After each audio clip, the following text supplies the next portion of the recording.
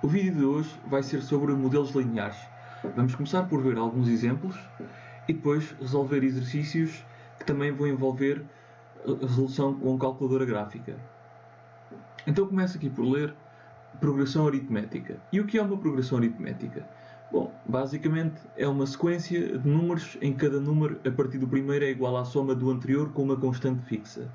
E essa constante chama-se de razão da progressão aritmética. Por exemplo, tenho aqui a sequência dos números pares e, se repararmos, a sequência dos números pares é uma progressão aritmética de razão 2. Porquê? Porque de cada termo para o seu próximo adicionamos 2.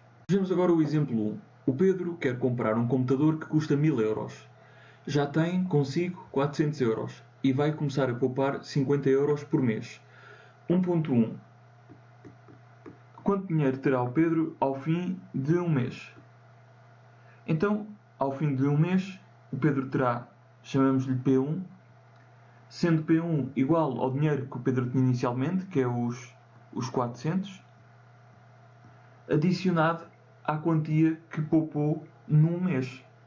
Portanto, ao fim do mês, se ele poupa 50 em cada mês, ao fim do mês ele poupou 50 euros.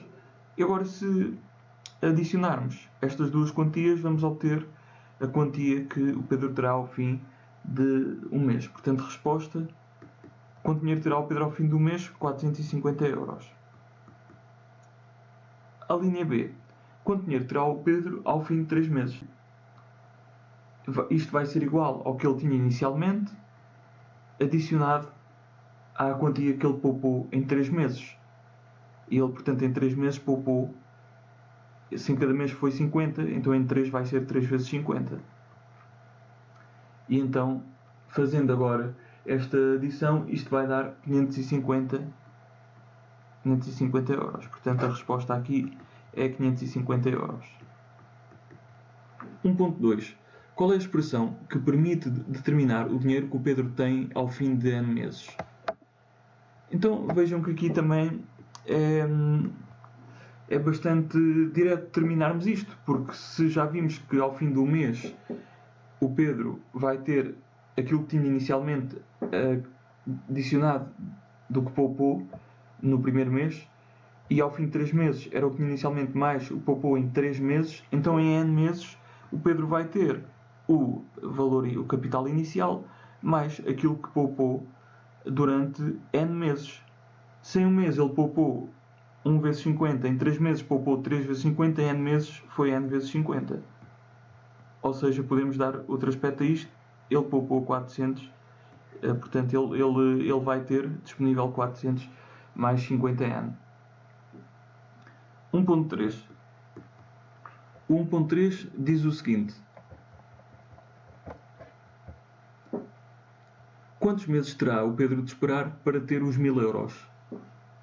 Então o que nós temos aqui é de igualar a expressão que permite determinar o dinheiro que o Pedro tem ao fim de N meses aos 1000 euros. E vamos obter assim esta equação. Portanto, se nós igualarmos a expressão anterior, o P de N, igual aos 1000 euros, ficamos com esta equação. Ficamos com 400 mais 50N igual a 1000. Resolvemos esta equação isolando aqui o N no primeiro membro, porque ele já está no primeiro membro, podemos mantê-lo lá, e então o 400 muda de membro, muda de sinal. Fica 1000 menos 400, isto vai dar 50N igual a 600, e agora basta dividir ambos os membros da equação por 50. Isto já se está a ver mesmo que vai dar 12. Portanto, a resposta aqui que temos só que dar: quantos meses terá o Pedro terá de esperar o Pedro para ter os 1000 euros? O Pedro terá de esperar. O treve de 4 folhas é uma espécie com ampla distribuição em todo o mundo, mas em Portugal tem vindo a diminuir devido à degradação dos cursos de água aos quais esta planta está associada. Considera que o treve de 4 folhas se encontra em vias de extinção. Para proteger essa espécie foram tomadas medidas ambientais, criando-se inclusive uma área protegida. Observa a seguinte tabela. E temos aqui uma tabela com as variáveis x e y. A variável x corresponde ao número de anos decorridos desde a criação da área protegida e a variável y corresponde ao número de plantas existentes na área protegida.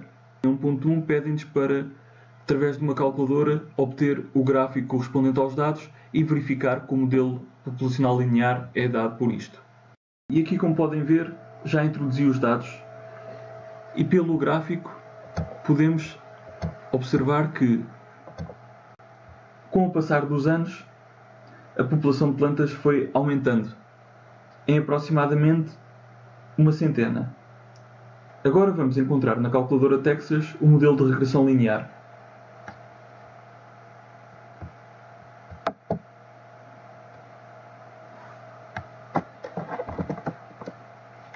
Acabei de introduzir aqui os dados e vou designar esta coluna por X e esta outra lista por Y.